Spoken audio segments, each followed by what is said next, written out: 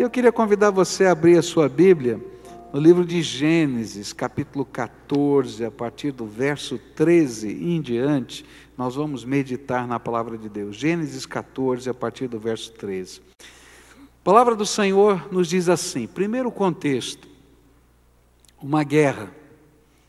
5 reis deixaram de pagar tributo a 4 reis, que durante vários anos, 12 anos consecutivos, eles pagavam tributo para eles, ou seja, tinham sido conquistados e tinham que ficar pagando uma mensalidade de impostos para eles. E esses 5 reis então romperam com isso.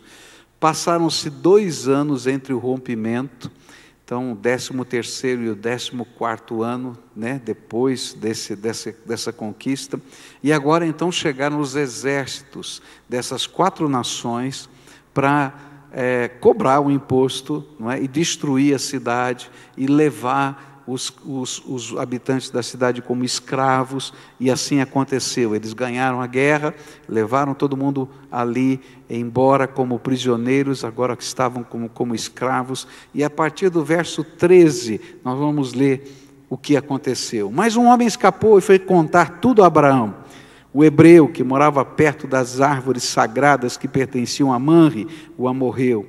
E Manre e os seus irmãos, Escol e Aner, eram aliados de Abraão. E quando Abraão ficou sabendo que o seu sobrinho tinha sido levado como prisioneiro, reuniu os seus homens treinados para a guerra, todos eles nascidos na sua casa, eram 318 ao todo, e Abraão foi com eles, perseguindo os 4 reis até a cidade de Dan. E ali Abraão dividiu os seus homens em 2 grupos, e atacou os inimigos de noite, e os derrotou. E ele continuou a persegui-los até Oba, que fica ao norte da cidade de Damasco. E trouxe de volta tudo o que os inimigos haviam levado. Abraão trouxe também o seu sobrinho Ló e tudo que era dele, e também as suas mulheres e o resto da sua gente. E depois de haver derrotado Quedorlaomer e os outros reis, Abraão estava voltando para casa, quando o rei de Sodoma foi encontrar-se com ele no vale de Savé, e também chamado Vale do Rei. E Melquisedeque, que era rei de Salém e sacerdote do Deus Altíssimo, trouxe pão e vinho. Melquisedeque abençoou Abraão, dizendo: Abraão, seja abençoado pelo Deus Altíssimo que criou o céu e a terra. Seja louvado o Deus Altíssimo que entregou os inimigos de você nas suas mãos. E aí Abraão deu a Melquisedeque a 10ª parte de tudo que havia trazido de volta. E depois o rei de Sodoma disse a Abraão: fique com as coisas e me devolva somente as pessoas. Mas Abraão respondeu: eu levanto a mão diante do Senhor, o Deus Altíssimo, Criador do céu e da terra, e juro que não ficarei com nada do que é seu, nem um fio de linha ou uma tira de sandália. E assim você nunca poderá dizer: eu fiz com que Abraão ficasse rico. Não quero nada para mim, a não ser a comida que os meus empregados comeram, mas os meus aliados Aner, Escol e Manre podem ficar com a parte deles. Senhor, dá-nos a tua graça e aplica a tua palavra aos nossos corações. É aquilo que oramos em nome de Jesus. Amém e amém. Nós começamos a estudar esse texto hoje pela manhã, vamos voltar a estudá-lo hoje à tarde. Domingo que vem pela manhã eu quero olhar para esse texto ainda. Esse é um texto histórico, ele conta uma narrativa, de fatos que aconteceram. Mas com frequência, quando a Bíblia registra relatos históricos, é porque Deus está abrindo na história uma janela para a gente poder olhar verdades espirituais que estão contidas na história. Por isso a gente começou a estudar esse texto, tentando olhar por essa janela que Deus abriu e perceber essas verdades espirituais. E nós estamos olhando esse texto na perspectiva de 3 personagens centrais dessa história. Existe um personagem chamado Ló, o sobrinho de Abraão, e nós olhamos a história na perspectiva de Ló. O que estava acontecendo com Ló? Por que estava acontecendo isso com Ló? O que Deus queria ensinar para Ló? Como é que Ló agiu? Depois, hoje, eu quero olhar na perspectiva de Abraão. O que essa janela da história nos ensina na perspectiva de Abraão? E domingo que vem pela manhã, eu quero olhar na perspectiva de um personagem da Bíblia enigmático, chamado Melquisedeque. O que a Bíblia queria nos ensinar através da ótica dessa história, na perspectiva de Melquisedeque? Então, hoje à noite eu quero falar sobre essa história na perspectiva de Abraão. Quais seriam as lições que nós podemos aprender desta história na perspectiva de Abraão? Eu creio que a grande lição que aprendemos na perspectiva de Abraão é que andar com Deus é viver em missão para o seu reino. Se você anda com Deus, se você é amigo de Deus, se você tem um pacto com o Senhor na tua vida, não tem jeito, você vai viver nessa terra em missão para o reino de Deus. Você não vive mais para você mesmo, você vive para o Senhor. Ele está em primeiro lugar na tua vida, senão não tem sentido. Ou Ele está em primeiro lugar e a vontade dEle está em primeiro lugar, ou você não vive na presença de Deus como servo de Deus. A nossa vida é que nós colocamos sobre o altar. Nós não colocamos coisas sobre o altar. Alguns momentos muitos de vocês vieram trazer dízimos e ofertas. Queridos, a gente não veio trazer dinheiro. Se você veio só trazer o teu dinheiro, volta para casa com o dinheiro. Porque não é isso que a Bíblia ensina. O que a Bíblia está ensinando é que você vai colocar Ele em primeiro lugar. Então o que você está colocando aqui? Você está colocando a sua vida sobre o altar. Quando você se dobra para orar, você não está praticando um ato religioso, você está colocando a sua vida sobre o altar. Adorar a Deus, segundo Romanos capítulo 12, não é outra coisa a não ser de entender que o sacrifício que Deus espera é vivo, santo e agradável para Ele, é a minha vida. A minha vida colocada no altar, que se transforma num culto que tem entendimento e não apenas uma repetição de ritos. Por isso, o que esse texto vai me ensinar é que se eu vivo com Deus, como Abraão tentava viver com Deus, a minha vida está à disposição do serviço de Deus.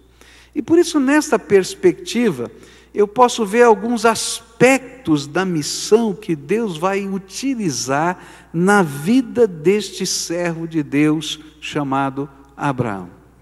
Como é que Abraão podia estar em constante missão para Deus? A primeira coisa que eu vou aprender aqui, ela está contida no contexto, ela não está exatamente nesse versículo, ou nesses versículos que nós lemos. Mas a gente vai poder perceber, especialmente pelo capítulo 18 do livro de Gênesis, que havia no coração de Abraão um sentimento de necessidade de orar pelo seu sobrinho. E Abraão entendia que era sua missão interceder pela vida de Ló. Se você ler o capítulo 18, Deus vai falar para Abraão: Abraão, olha, eu estou mandando os meus emissários e vou destruir a cidade de Sodoma. E aí ele começa a conversar com Deus. Senhor, está lá o sobrinho dele, né? Se tiverem 100 homens justos nessa cidade, ele é bom judeu, ele começa a barganhar com Deus. Se tiver 100, o Senhor vai destruir uma cidade inteira, tendo 100 homens justos lá. E diz: não, se tiver 100 homens justos, eu não vou destruir essa cidade. Aí ele diz: ixi, não tem 100 homens justos, porque Deus está mandando para destruir. E ele diz assim: Senhor, se tiver 40, 50 homens justos, já baixou para metade. Não, eu não vou destruir. E ele vai reduzindo, até que ele chega a 10. E ele não tem mais coragem. Eu fico pensando que Abraão ficou contando quantas pessoas tinham na casa do seu sobrinho e chegou no número 10, né? E disse assim: olha, pelo menos aquela família o Senhor salva. E sabe o que Deus faz? Porque Abraão estava intercedendo, ele manda o anjo, 2 anjos do Senhor na frente, para tirar Ló e a sua família e dar mais uma oportunidade. E Ló não entende, você vai ler o capítulo 19 de Gênesis, ele não entende que o negócio é sério, e o anjo vai dizendo, vamos embora, vai embora, não dá tempo, vai embora, a data está marcada, vai embora, o horário está marcado, vai embora. Só sai Ló, suas 2 filhas e a sua esposa fica pelo caminho, porque não queria deixar a cidade. Quando eu olho para esse texto, eu descubro que andar em missão com Deus é entender que Deus nos permite discernir os perigos que rodeiam aqueles que Deus colocou sobre o nosso cuidado. A palavra de Deus diz que as pessoas, quando estão vivendo a sua espiritualidade, eles podem discernir espiritualmente a vida. Eles não estão discernindo apenas com o senso comum a vida. Isso pode acontecer isso pode acontecer aquilo. O Espírito de Deus começa a falar com a gente, e a gente começa a ter discernimento. E a gente começa a interceder de outra maneira, porque a gente começa a perceber perigos espirituais, e a gente começa a buscar a face de Deus, e a lutar espiritualmente, porque o Senhor fala conosco, e a gente começa a se antecipar. Essa semana eu estava orando e clamando muitos assuntos na presença de Deus, e como Deus começou a falar comigo, eu não entendia nada. Isso já aconteceu com você, que Deus começa a falar e você fica perdido? Senhor, estou perdido, não estou entendendo o que é que o Senhor quer falar, o que é isso? E aí comecei a lutar com Deus em oração e buscar a face de Deus mais profundamente. Eu quero entender o que o Senhor está falando, o que o Senhor está dizendo. E queridos, a gente começa a discernir algumas coisas que estão acontecendo no nosso meio, na nossa sociedade, e a gente começa a chorar, porque o Espírito de Deus está dizendo, olha, dias difíceis vão vir, porque a impiedade e a iniquidade está crescendo nessa terra, e os dias difíceis estão chegando. E aí você começa a lutar com Deus como Abraão, a dizer, Senhor, mas tenha misericórdia. E ele diz, eu tenho misericórdia, mas olha, a impiedade é grande demais. Então, Senhor, prepara um avivamento para abalar as bases dessa nação, tenha misericórdia. E é isso que eu estou orando.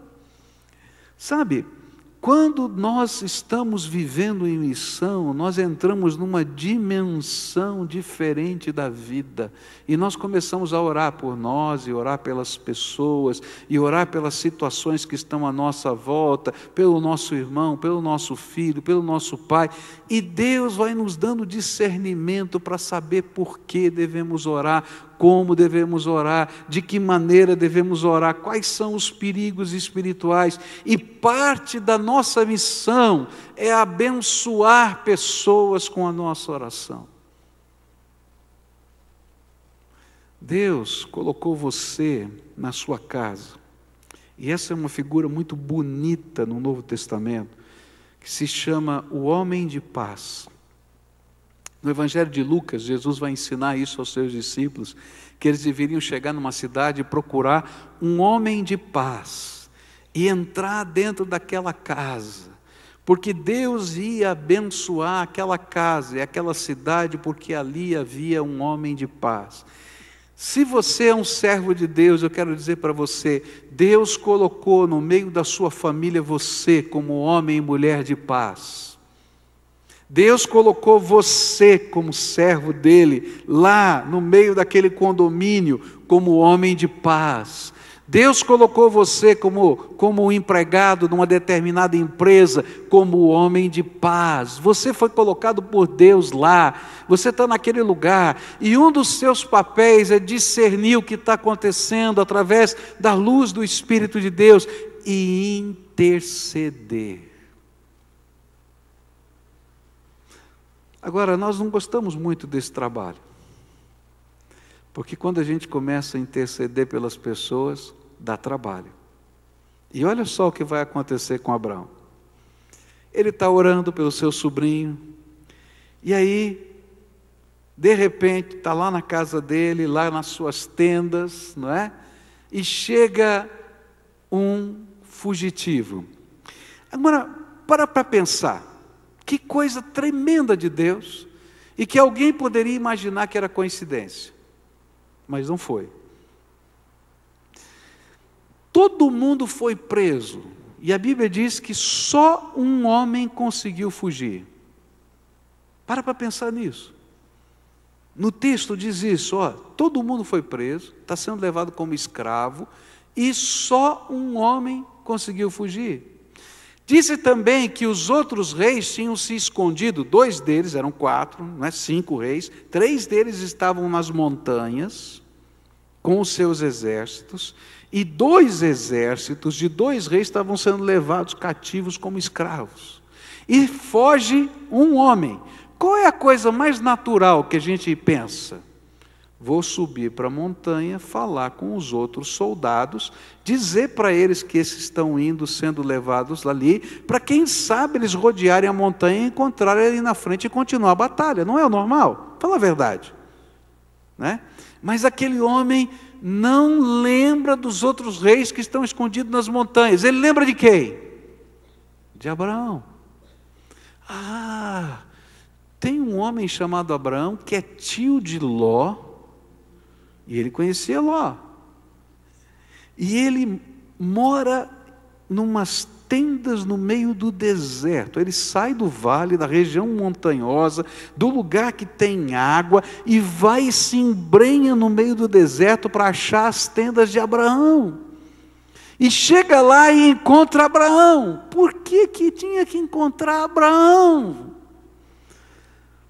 Porque Abraão era servo de Deus e ele estava em missão.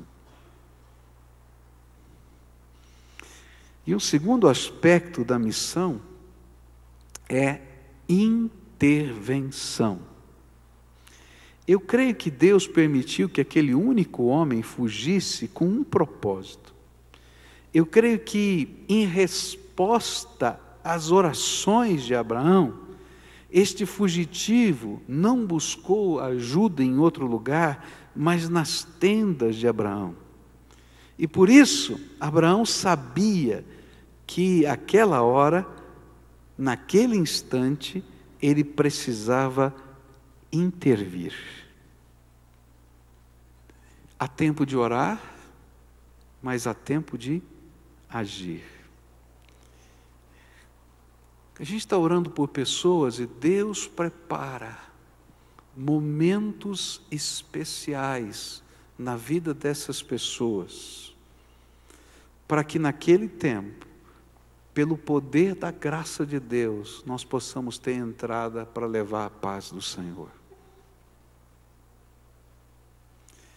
Eu era garoto, comecei a falar do Evangelho na escola, e tinha um rapaz muito brincalhão, e naquele tempo, né, tinham as lousas, as pedras, né, que escrevia, e tinha uma bem na frente e uma do lado direito na minha classe, assim. E aquele rapaz chegava mais cedo, uma meia hora mais cedo, e ele tinha uma habilidade muito grande de desenhar, e ele criou uma história em quadrinhos, e todo dia ele usava as 2 lousas com uma história em quadrinhos, né? E tinham 2 personagens na história em quadrinhos, né? E ele fazia piada todo dia com os 2 personagens. Era eu, que ele chamava de Padreco, né? E o meu amigo, que também era um crente que evangelizava, que ele chamava de Feijão. Então ele fazia uma caricatura, não é? Minha, e colocava lá o Padreco, e cada dia tinha uma história do Padreco e do Feijão nas 2 lousas. Todo professor que chegava, olhava a historinha do dia, não é? Depois apagava a lousa, e às vezes ficava com dó de apagar a lousa lateral, então ficava aquilo o dia inteiro. E assim ia. E aquele rapaz me infernizava a vida. Você pode imaginar? Todo dia de aula. E era uma sensação, porque todos os colegas das outras classes vinham lá dar uma olhadinha na história do dia. E aí, antes de começar a aula, entrava um monte de gente e dava risada. E aí ficava o apelido, ô Padreco, ô Feijão e tal, aquela coisa toda. Bom, você nunca viveu isso na escola, né? Nunca teve dessas coisas, né? Bom, eu sei que eu orava por esse homem todo dia. Eu confesso que às vezes eu orava com raiva. Mas eu orava por ele todo dia. Todo dia, não tinha como não orar. Eu sabia que eu ia estar lá na lousa, né? Todo dia. E foi muito interessante um dia que ele pegou a cadeira dele, a aula estava rolando, ele botou do lado da minha cadeira, não estava nem aí para o professor que estava falando, e falou: hoje eu preciso conversar com você. E começou a abrir o coração e chorar.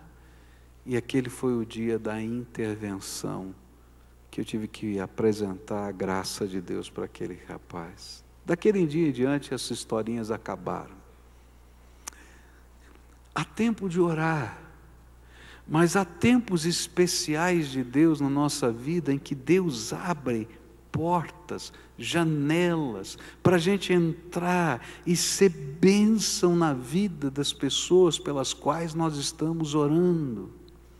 E nós não podemos perder a oportunidade que Deus nos dá para intervir.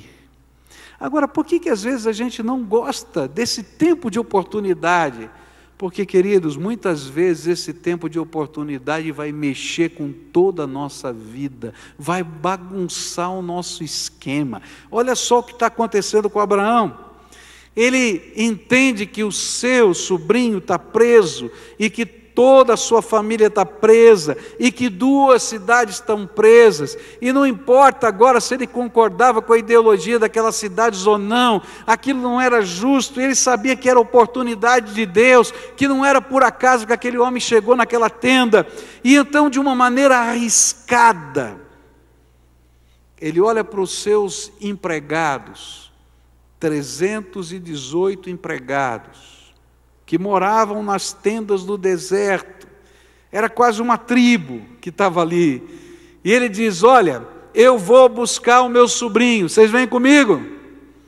E os 318 disseram: nós vamos. Agora, pensa na loucura que é isso, só pela fé um homem faz isso. 4 exércitos de 4 nações aliadas venceram 5 exércitos de 5 nações aliadas, e levavam cativo os exércitos e todo o povo de 2 cidades, inclusive os reis, como escravos. E lá está um beduíno do deserto, com 318 homens, dizendo: eu vou salvar o meu sobrinho. É coisa de doido. É coisa de doido, para pensar, é coisa de doido. Mas naquela hora, Abraão entendeu que ele tinha orado tanto tempo pelo seu sobrinho, que aquele era um momento de oportunidade, que ele não podia deixar passar aquele momento de intervir e de ser bênção. E ele vai, e não vai no seu nome, mas ele vai na certeza de que o Deus a quem ele estava orando iria fazer diferença. Toda vez que Deus o convocar para fazer algo, esse algo sempre será maior do que humanamente é possível, para que o mundo saiba que Ele que é o Senhor, é quem está fazendo isto. Não foi Abraão que venceu essa batalha com 318 soldados. Foi o Deus de Abraão que lhe deu a vitória. Foi o Deus de Abraão a quem ele orava pelo seu sobrinho, que lhe permitiu trazer o seu sobrinho de volta para casa. Foi o Deus para quem ele buscava, que fez maravilhas naquele tempo. Eu fico lendo a Bíblia e fico vendo como isso se repetiu na história. Deus vai usar um menino, um garoto de 17 anos, para matar um gigante que estava amedrontando os exércitos de Israel. E não permite que ele use espada, escudo e armadura, só 5 pedrinhas, uma funda, um tipo de estilingue e um pedaço de pau. É coisa de doido. Quer uma outra coisa de doido que está na Bíblia? Deus diz para Gideão: Gideão, eu vou libertar vocês da opressão desses soldados que estão aqui. E havia um exército dominando aquela região de 100.000 homens. 100.000 homens. Faz a conta, 100.000 homens. E Deus diz assim, ó, convoca o povo. E ele convoca o povo. E ele consegue reunir um exército de 33.000 homens. Olha, essa batalha já estava difícil, hein? 3-1. E Deus diz assim, é muita gente, eu não preciso de tudo isso. Vamos fazer uma separação aí. E eu fico imaginando o coitado do Gideão, coraçãozinho apertado, de Senhor, muita gente, 3-1. Eu que vou estar nessa batalha, Deus, lembra de mim, tenha misericórdia. 3-1, né? Ele diz, não, é muita gente mesmo. Vamos fazer aqui uma seleção, e põe lá os métodos de seleção, e ele manda embora 20.000 logo de uma cara, assim, bum, vai embora. 23.000 vão embora, sobram 10.000, ele diz 10, quer dizer, agora eu tenho que lutar contra 10-1, e Deus diz, é muita gente, vamos mandar embora um pouco mais. Eu acho que essa hora eu já estava tendo desespero, chilique, meu coração já estava pulando, e o seu? Fala a verdade, sabe quantos sobram? Você sabe, né? Quantos? 300. 300 contra quantos? Quanto? 100.000. Quanto dá para cada um? Me ajuda aí a fazer conta. Você que é bom de matemática aí. Hã? Quanto dá para cada um? Consegue? 33 por 1? É isso mesmo?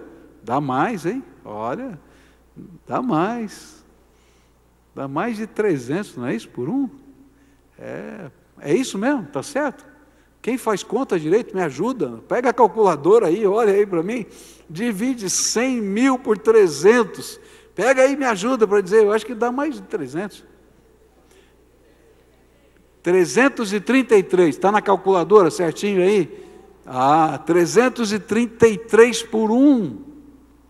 Quer dizer, um cara tinha que ganhar do mesmo tamanho do exército que ele tinha e ainda mais o dízimo. É verdade ou não é?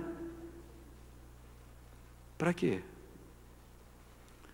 Para que todo mundo, em todo o tempo da história, inclusive eu e você hoje, entendêssemos que a obra é de Deus e não minha. Quando você estiver intercedendo por alguém, Deus vai abrir na janela da história uma porta. Deus vai abrir na janela da história um caminho. Deus vai abrir na janela da história, naquele momento da história, uma oportunidade para você intervir e fazer diferença. Agora, quando isso acontecer, vai ser um desafio muito grande, maior do que você. Porque se fosse do seu tamanho, aquela pessoa nunca entenderia que Deus está entrando com você nessa batalha. Mas quando você entrar em nome do Senhor Jesus, além das suas forças, além do que humanamente é possível, correndo riscos, porque Abraão correu risco e seu povo também, você vai em nome do Senhor e coisas tremendas do Senhor vão acontecer, porque você está indo em nome do Senhor. Então, se você está em missão, esteja preparado para interceder. Mas se você estiver orando por alguém, se prepare. Porque Deus vai mexer nas coisas. E Ele vai convocar você para as batalhas da fé. E essas batalhas da fé vão abençoar aquela vida, mas vão representar o seu desprendimento e o seu investimento naquela vida. Os milagres de Deus vão começar a marcar a vida de pessoas e vão começar a acontecer na medida em que nós dermos os primeiros passos da marcha da fé. E aí Abraão se levanta para essa batalha e os seus vizinhos dizem: Abraão, o que está acontecendo? O meu sobrinho está preso, eu vou lá buscá-lo. E eles olharam: quantos tem aí? 318. Eu vou junto com você. Eu não sei quantos foram. Não deve ser muita gente, porque eram acampamentos no deserto. Mas eles estavam agora juntos, e Deus estava dizendo para Abraão: Abraão, você não está sozinho, essa guerra não era deles, é sua, mas eu estou colocando gente, eu estou sinalizando para você que eu estou nesse negócio, e é assim que Deus trabalha, Ele começa a abrir portas, a gente não entende muito bem, a gente não sabe qual é o próximo passo, mas a gente vai em nome do Senhor, e se Deus é por nós, quem será contra nós? Isso é fé. Deus vai usar a tua vida. E a vitória, queridos, sempre será fruto da fé e da revelação do Senhor. Diz a Bíblia que eles vão fazer uma jornada de mais de 150 quilômetros perseguindo os exércitos daqueles 4 reis.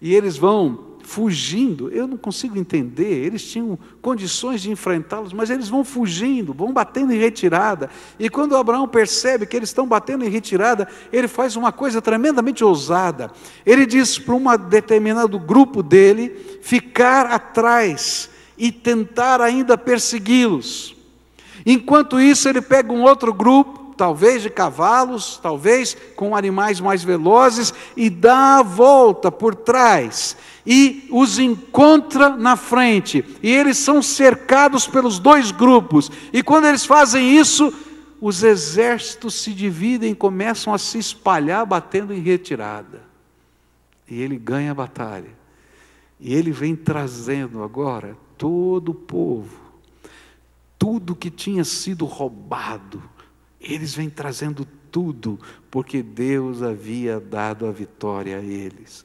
Quando nós começamos a lutar as batalhas do Senhor, Deus nos dá discernimento. Quando Deus nos dá discernimento, Ele nos dá graça.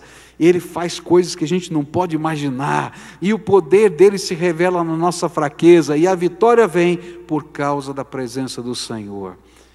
Eu não sei como Deus vai fazer isso na tua vida, mas se você está na batalha, se você foi convocado para ela e você está em missão, você vai em nome do Senhor dos Exércitos e Ele vai te abençoar.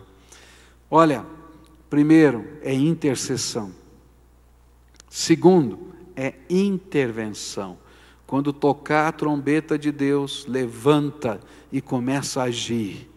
Você que estava orando, trabalha e serve e faz diferença nessa terra. E o Senhor é quem vai nos dar a vitória. Terceira coisa que eu vou aprender quando a gente está em missão, é que toda vez que você tiver uma vitória, se prepare para a provação. Toda vez que você tiver uma vitória, se prepare para a provação. E olha só o que vai acontecer, versículos 17 a 24. Depois de haver derrotado Quedarlaomer e os outros reis, Abraão estava voltando para casa, quando o rei de Sodoma foi encontrar-se com ele no vale de Savé, também chamado de Vale do Rei. Verso 21 agora. Depois o rei de Sodoma disse a Abraão: fique com as coisas e me devolva somente as pessoas. Mas Abraão respondeu: eu levanto a mão diante do Senhor, o Deus Altíssimo, Criador do céu e da terra, e juro que não ficarei com nada do que é seu, nem um fio de linha ou uma tira de sandália, e assim você nunca poderá dizer: eu fiz com que Abraão ficasse rico. Não quero nada para mim, a não ser a comida que os meus empregados comeram, mas os meus aliados Aner, Escol e Manre podem ficar com a parte deles. É interessante perceber que sempre depois de uma grande vitória da fé, nós somos tentados nas questões mais profundas da nossa alma. E a gente já aprendeu a semana passada, não é? Porque o nosso inimigo já sabe a lição que a gente aprendeu na semana passada. A gente aprendeu que o coração do problema é o problema do coração. Vamos repetir de novo? O coração do problema é o problema do coração. Vocês não estavam aqui a semana passada. Não estava. Quem não estava aqui a semana passada? Ah, tem muita gente. Então precisa aprender. Diga assim: o coração do problema é o problema do coração. Agora todo mundo junto. O coração do problema olha só. O homem de Deus que estava orando pelo sobrinho, que vê a oportunidade e vai em nome do Senhor e tem uma grande vitória. E aí o inimigo começa a trabalhar o coração. Porque o coração do problema é o problema do coração. E olha só, é por isso que o rei de Sodoma se aproxima de Abraão para lhe fazer uma proposta que, do ponto de vista dos costumes daquela época, era a mais natural do mundo. Naquele tempo, era direito de um soldado que lutasse em qualquer guerra ficar com o despojo de guerra. Era direito, todo mundo reconhecia. Se você lutou nessa guerra, você podia pegar qualquer coisa do inimigo, colocar no bolso e levar nas suas costas. Era seu. E aí, o rei de Sodoma, não é? Vai se apresentar para Abraão e fazer uma proposta. Por que ele faz essa proposta? Olha, me dê as pessoas e fique com os bens. E o que está por trás dessa proposta, ainda que fosse do ponto de vista humano a mais natural de todas, era: por que, Abraão, você entrou nessa guerra? Qual é a tua motivação para entrar nessa batalha? Você entrou para salvar ou você entrou para conquistar? Está entendendo? Para que você está orando pela pessoa? Para que você está ajudando essa pessoa? Para que você está pregando o Evangelho? Você está fazendo isso para salvar ou para conquistar? Você está entendendo? E olha só, que coisa tremenda está acontecendo aqui. Sutil. Porque se era para salvar, então ele não precisava de nada. Na verdade, se era para salvar, ele precisava graciosamente oferecer a liberdade e restituir com justiça os bens dos que tinham sido oprimidos. Ele tinha ido para essa batalha porque um rei havia oprimido aquela nação e o seu sobrinho, roubado tudo que era dele, feito deles escravos. E ele, se ele tivesse ido lá para salvar, qual era o papel dele? Era restituir não só para o seu sobrinho, mas para todo aquele povo o que era deles. E dar liberdade para eles. Agora, se ele tivesse ido para conquistar, então o mais natural do mundo era ficar com tudo aquilo.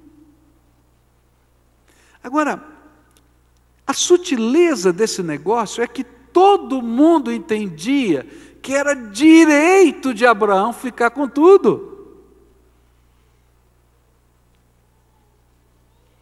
Entende a sutileza da provação aqui? Por que ele fala da comida? Olha, eu vou devolver tudo exceto a comida que nós comemos, tá? Que os meus empregados, que esse povo teve lá. Por quê? Ele não tinha como devolver, eles já tinham comido. Porque naquele tempo não se levava suprimento.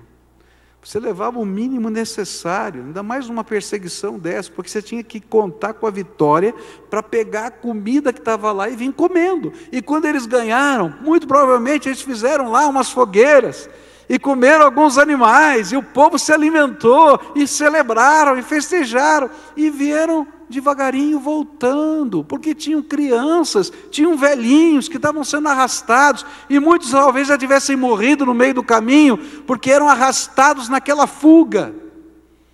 E eles voltaram agora celebrando. Ele diz assim: olha, eu vou devolver tudo, menos a comida, porque a gente comeu junto, a gente celebrou essa vitória juntos. Mas se a intenção do coração de Abraão fosse conquistar, ele se veria no direito de ficar com os bens e assumir o papel dos reis que foram derrotados. E se Abraão aceitasse a proposta do rei de Sodoma,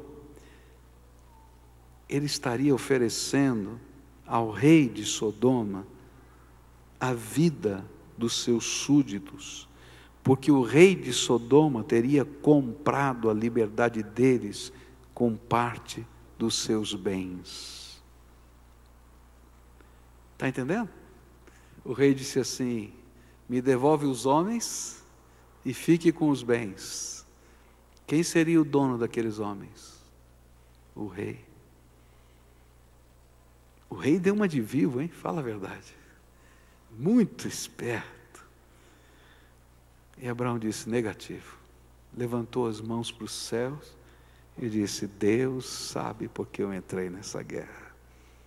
Não foi para dominar, não foi para ser o dono da vida das pessoas.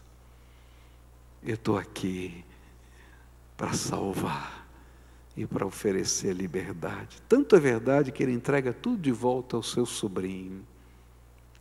E o seu sobrinho tem que tomar decisões do que ele vai fazer da sua vida. E eu creio que ele não concordava com algumas decisões que o sobrinho tomou. Por isso ele vai continuar orando pela vida dele. Mas ele estava lá para salvar e para libertar. Há uma grande tentação que sempre vem sobre a nossa vida. Primeiro é trazer a glória das vitórias de Deus para nós. Eu fiz, eu aconteci. É uma tentação, queridos, que está em mim e está em você. Nós só podemos fazer qualquer coisa porque a graça de Deus está sobre a nossa vida. A segunda tentação é colocar as pessoas que nós abençoamos debaixo do cabresto da nossa vontade. Queridos, quando Jesus nos salvou, Ele nos fez livres. E é uma coisa tão esquisita isso, porque apesar de Deus poder botar um programa na sua cabeça para você fazer a vontade dEle, Ele não faz. Ele deixa você tomar decisões na vida. E quando nós vamos abençoar a vida de pessoas, não é para que elas nos sirvam, eles reconheçam a nossa honra, ou se tornem devedores a nós, ou eles sejam obrigados a fazer a nossa vontade, ou seguir o nosso jeito de ser. Nós estamos ali para levar a graça do Senhor Jesus que liberta. Quando eu prego o Evangelho, eu não estou preocupado se as pessoas vão se tornar membros da minha igreja, se vão dar o dízimo ou não vão dar o dízimo, porque o dia que eu pensar nessas coisas, o Senhor vai tirar a graça dEle sobre a minha vida. Eu estou preocupado que você seja salvo, que você seja liberto, que o sangue de Jesus te purifique de todo pecado e que você possa aprender coisas tremendas com Deus. E vou orar para que Deus faça coisas tão maiores na tua vida, que eu possa me alegrar com aquilo que Deus está fazendo na tua vida. Porque se um dia Deus olhar para o meu coração e eu não for aprovado nessas batalhas que vêm da vida, Ele vai tirar de mim a sua graça. Não foi muito fácil aprender isso.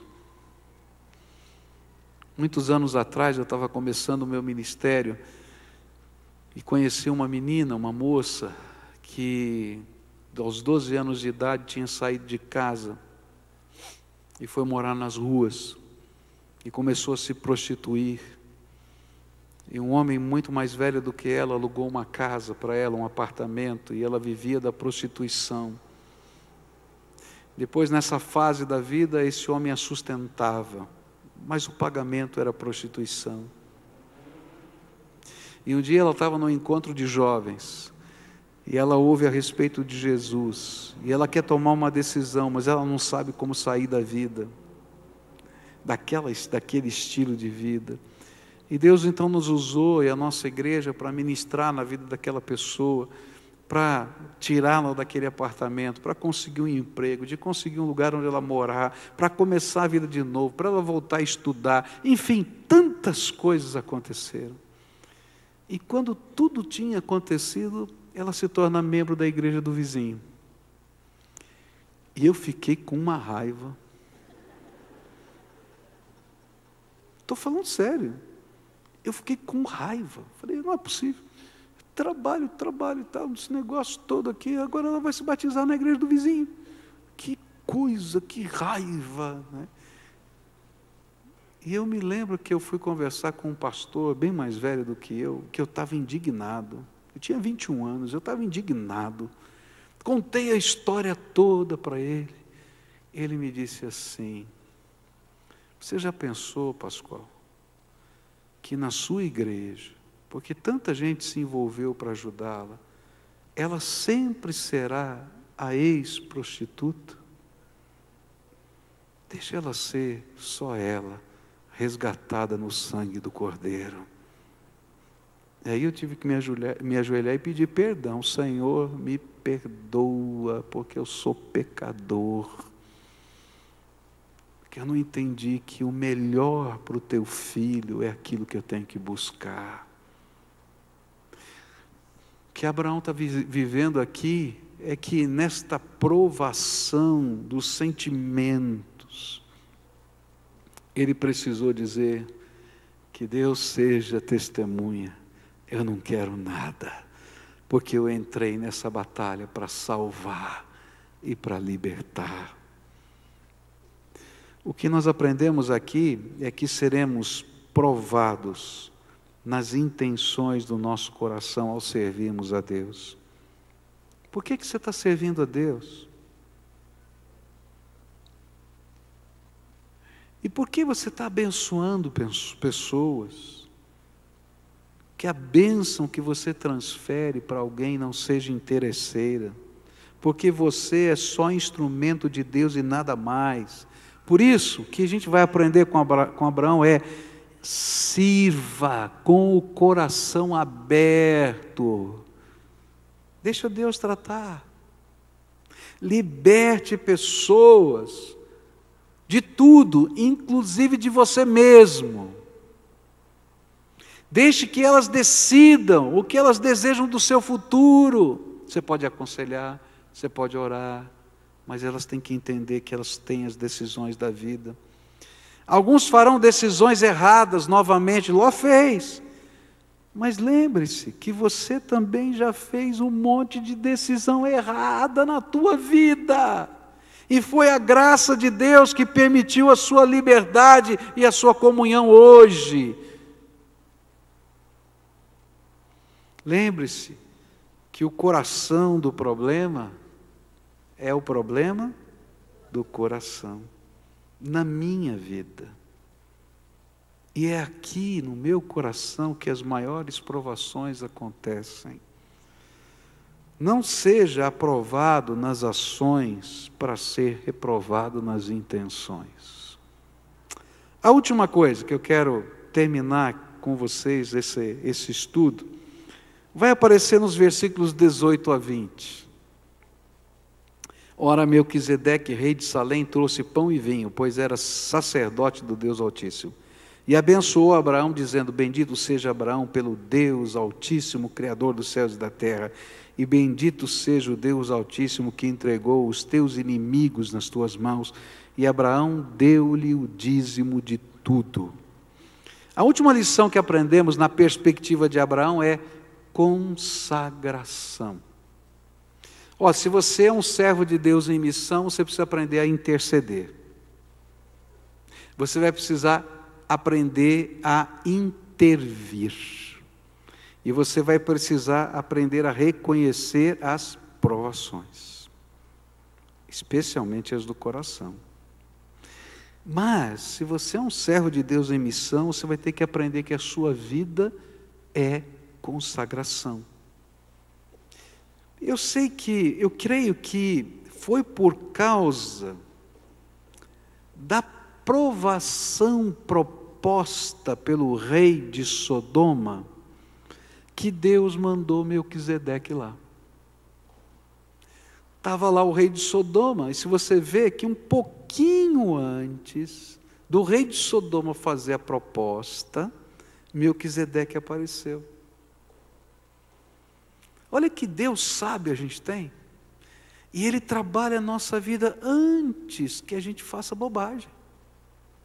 E aí, Ele mandou Melquisedeque e alguma coisa muito estranha aconteceu. Ele foi lá e levou pão e vinho. Pão e vinho. Eles estão celebrando a vitória. Muito provavelmente tinha muito pão e muito vinho lá, porque eles tinham levado toda a comida da cidade. Estavam comendo lá os carneirinhos assados na brasa, estavam lá fazendo festa, e chega Melquisedeque, um rei da cidade que se chama Paz, e cujo nome significa Rei de Justiça. E ele vem em nome do Deus Altíssimo. Ninguém sabe direito quem é esse homem. E eu não vou me deter muito nele agora, porque a gente vai estudar na semana que vem. E ele traz algo muito simples, pão e vinho. E profeticamente ele profere a bênção de Deus sobre Abraão. E algo que não pode ser escrito, que não dá para entender, que só pode ser sentido e apreciado, aconteceu. De modo que a singeleza desta cena mexeu com o coração de Abraão. E ele entendeu que o Senhor estava ali. Para nós hoje é fácil entender o pão e o vinho, não é? Porque a gente tem um outro referencial de pão e vinho no Novo Testamento. Qual é o referencial de pão e vinho no Novo Testamento? A ceia do Senhor, não é? A oferenda maior de Deus por nós, Cristo que se deu por nós. Muito provavelmente Abraão não entendeu isso, mas aquela singeleza do pão e vinho, a profecia que trazia bênção sobre Abraão, deu um sentimento no coração de Abraão de que Deus estava ali, e que o Senhor lhe havia dado a vitória. Ele reconhecia que Deus havia enviado o seu servo, e que o Senhor o abençoara, e não somente naquela guerra, mas em toda a sua vida. E então Abraão faz algo inusitado no seu tempo, nunca ninguém tinha feito isso em toda a história. Ele pega tudo e separa a 10ª parte de tudo. Está lá na Bíblia. Separou a 10ª parte de tudo. E ele diz assim: eu hoje consagro a Deus, que é dono de tudo, a 10ª parte de tudo que Ele tem colocado nas minhas mãos. E ele consagra ao Senhor. Olha que coisa tremenda, porque isso vai acontecer minutos antes do rei de Sodoma dizer: eu vou te dar tudo, só me entreguem os homens. E Deus está trabalhando no coração de Abraão o sentimento de consagração. E isso se torna uma coisa tão forte, mas tão forte, que começa a separar a 10ª parte de tudo os seus descendentes, os descendentes de Abraão, como reconhecimento de que Deus é o maior de todas as bênçãos, e que a nossa vida experimentando a presença de Deus, é o maior tesouro que nós podemos possuir. Por isso então Jacó vai imitar Abraão e vai prometer o dízimo de todas as coisas, e os seus descendentes vão prometer, e Moisés vai colocar isso na sua lei. E Jesus vai dizer que o dízimo é o valor inicial de toda a nossa oferta.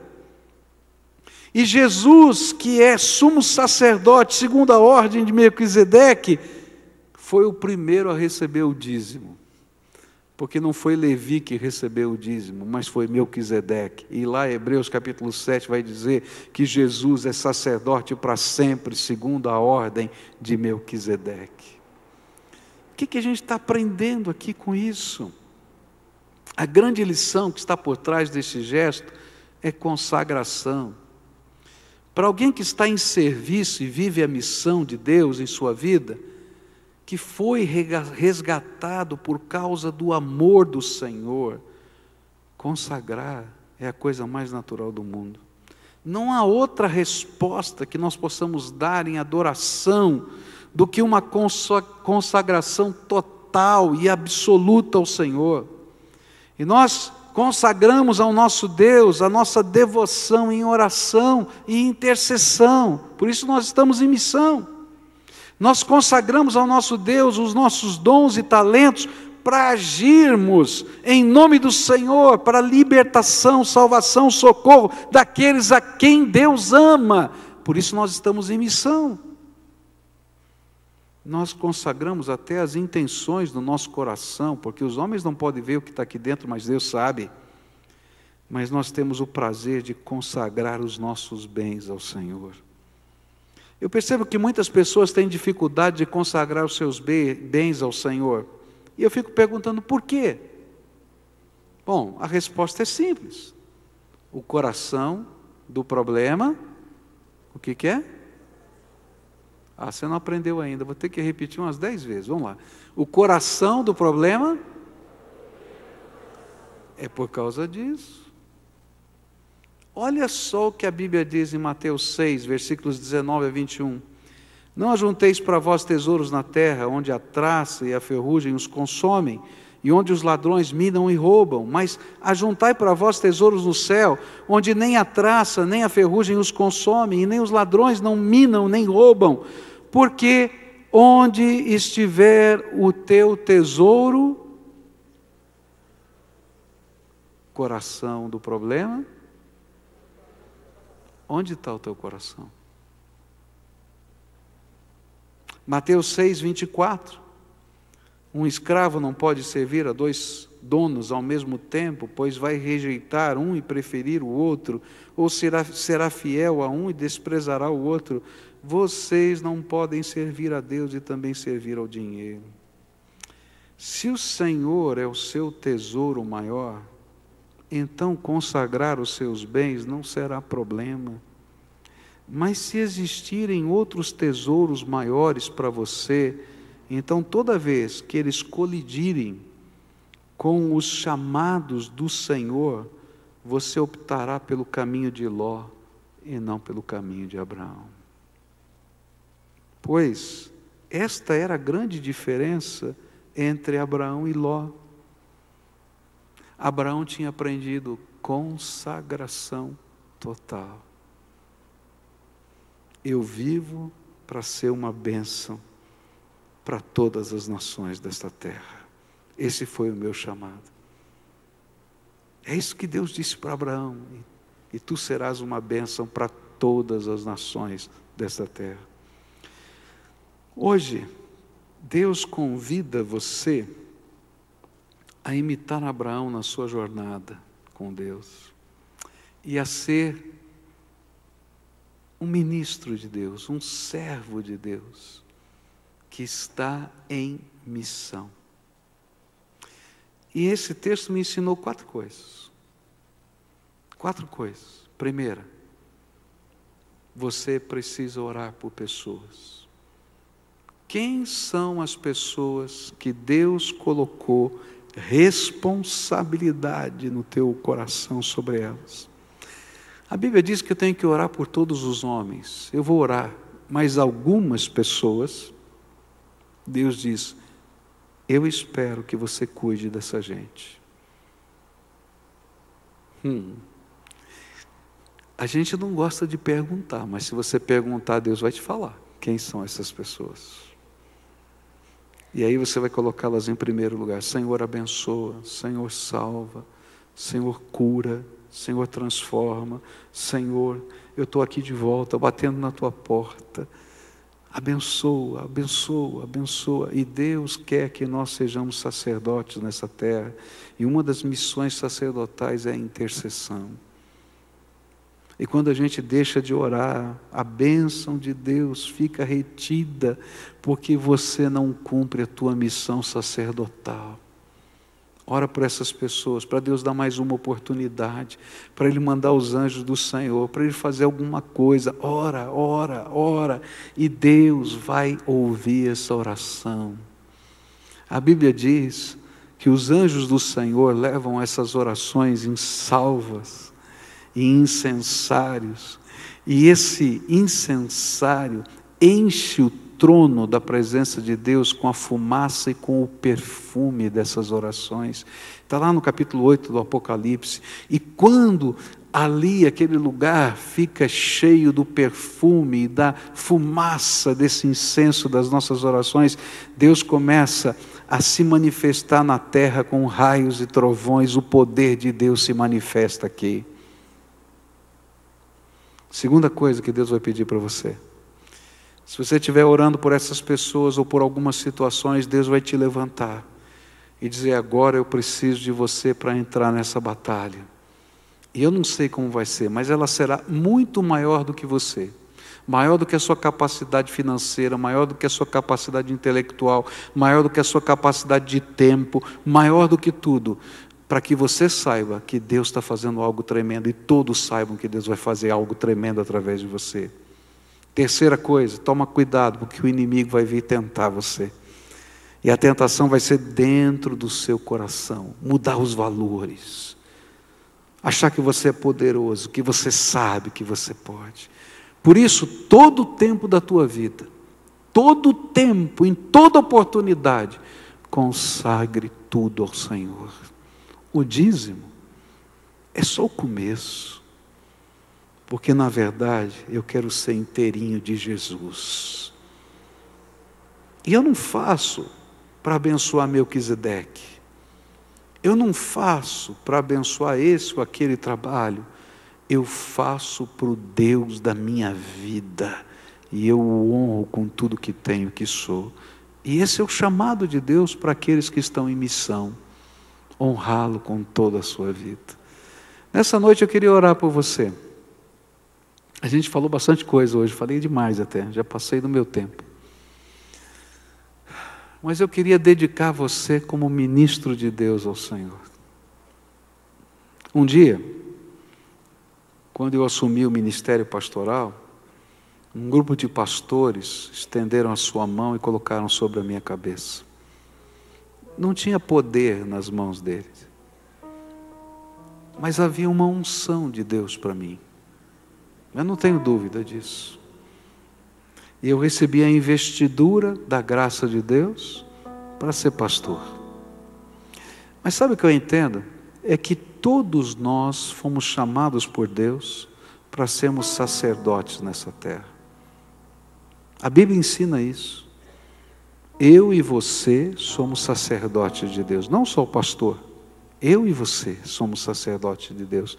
Teremos funções diferentes, dons diferentes, lugares diferentes, maneiras diferentes, porque Deus é tremendamente criativo. Mas você precisa saber que você recebeu de Deus unção e investidura para fazer diferença nessa terra. E hoje, simbolicamente, eu queria estender as minhas mãos sobre você, para que você saiba que Deus o investiu de autoridade para ser uma bênção nessa terra. E o que Ele espera de você é que você comece a colocar em prática essas 4 atitudes: intercessão, disposição para agir, cuidado com o coração, zelando das intenções e consagração total. Vão se levantar algumas barreiras, mas essas barreiras externas não são o problema. O maior problema são as barreiras que você carrega dentro do teu coração. E estas eu quero pedir que você deponha nessa noite, para receber comissão de Deus, para a missão que Ele tem para você. Por isso eu queria convidar essa congregação, aqueles que quiserem, a ficarem de pé. E eu quero orar por aqueles que querem receber a investidura de Deus. É um ato simbólico, porque Deus já fez isso na sua graça. Mas hoje, eu disse pela manhã, é o dia da virada, você lembra disso? Não é? É o dia que Deus marca alguma coisa na nossa vida.